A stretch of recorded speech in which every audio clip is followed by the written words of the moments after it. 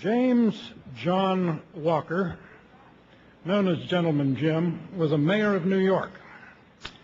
He drove a Duesenberg, he married a chorus girl, and he had a wonderful time between 1925 and 1932 when he had to skip the country right ahead of the sheriff. But that's another matter. Boys will be boys. He was such an exemplar of the spirit of New York that he once said, "It is better to be a lamppost in New York than to be mayor of Chicago."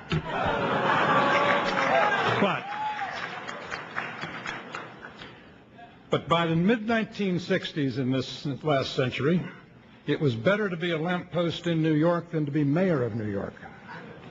Such was the decline that when Bill Buckley ran for mayor in 1963, at his announcement, he was asked what would be the first thing he'd do if he were elected. He said, "Demand a recount." It's understandable, because the conventional wisdom about New York was that to be mayor of New York was to go into a political dead end, and that it was impossible to govern the city. Well, the idea that it leads nowhere to be mayor of New York is an interesting one. Only 3 presidents were ever former mayors. Andrew Johnson, about whom the less said the better, was mayor of Greenville, Tennessee. A mayor of Buffalo, Grover Cleveland, became the last Democrat you could seriously trust in the White House. And a former mayor of Northampton, Massachusetts, Calvin Coolidge, became the last president with whom I, for one, fully agreed. And it has been 190 years since a mayor of New York was elected to a higher office, DeWitt Clinton, governor of New York. And when I say that being mayor of New York is demanding, I mean this. It has more people than do 39 other states. It is more difficult to govern than any of the 50 states. This for a reason. New York City has been liberalism's laboratory in the 20th century, which means it is a seriously troubled place, or was.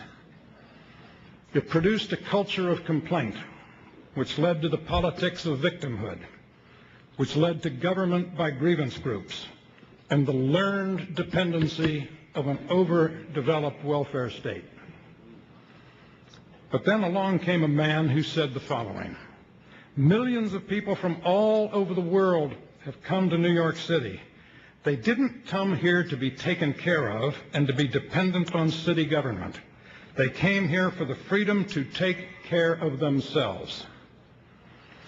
The man who said that was a man who understood that one of New York's intractable problems, the intergenerational transmission of poverty, was not the result of racism and not the result of some flaw in the American economic system, but the result largely of dysfunctional behavior. It was a man who said 70% of all New York's long-term prisoners and 75% of all adolescents charged with murder come from homes without fathers. Therefore, the best social program you could have in New York would be called fatherhood. This is a man who said of the public school system, it is time to go to a choice system and break up the monopoly. It was a man...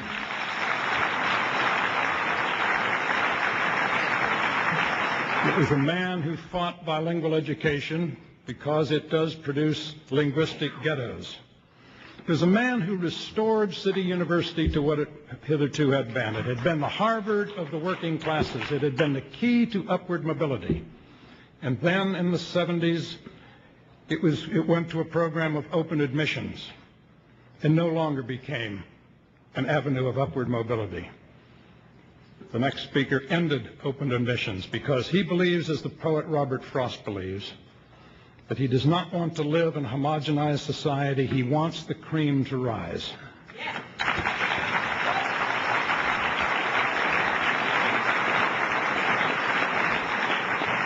If you want to know the difference this speaker has made in his domain, think of the New York First of Breakfast at Tiffany's, that movie that was a hymn to the elegance of New York in the 1950s. By the time the next speaker came to office, it had become the New York of bonfire of the vanities. It started under a mayor, Mayor Lindsay, who, Michael Barone, who's with us today and who knows more about American politics than the next 6 claimants to that title combined. Michael said of Mr. Lindsay, he was the most destructive local official of the last half-century. Under Mr. Lindsay and his welfare administrator, Michael Ginsberg, known as Michael Come-and-Get-It Ginsberg, the welfare rolls went from 200,000 to 800,000, and New York soon would lose its very self-government, its right to control its own budget. Well, under your next speaker, New York City welfare rolls shrank by 600,000. The murder rate, murders declined 67%. The city budget in his 8 years increased at only 2.9% a year, less than half of what the federal government has increased in the last 7 years. He lowered city taxes so that for a family of 4 earning $50,000, their city tax bill declined 24%. When he first came into office, the city confronted a deficit, and he was handed a study done by the previous administration, recommended by the New York Times, that said the way to balance the budget was with taxes and fees. Your next speaker took the budget and literally dropped it in the garbage.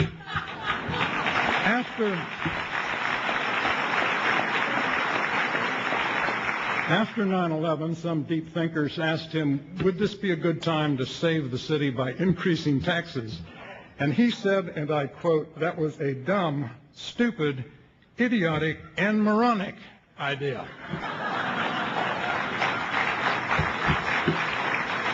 Michael Barone has written that your next speaker improved the quality of everyday life for ordinary Americans in the 1990s more than any other politician in the nation. I would go, Michael, one better. I would say that your next speaker produced the 8 most consecutive years of successful conservative governance in the 20th century in America. Now, ladies and gentlemen, conservatism, as we all know, comes in many flavors.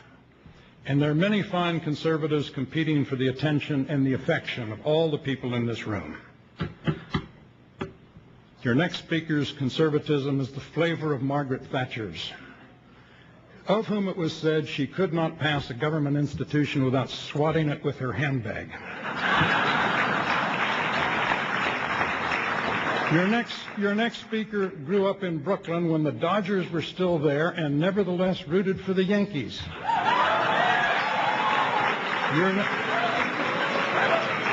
Obviously, your next speaker is someone who is spoiling for a fight. Ladies and gentlemen, I give to you a man for whom pugnacity is a political philosophy, Rudolph Giuliani.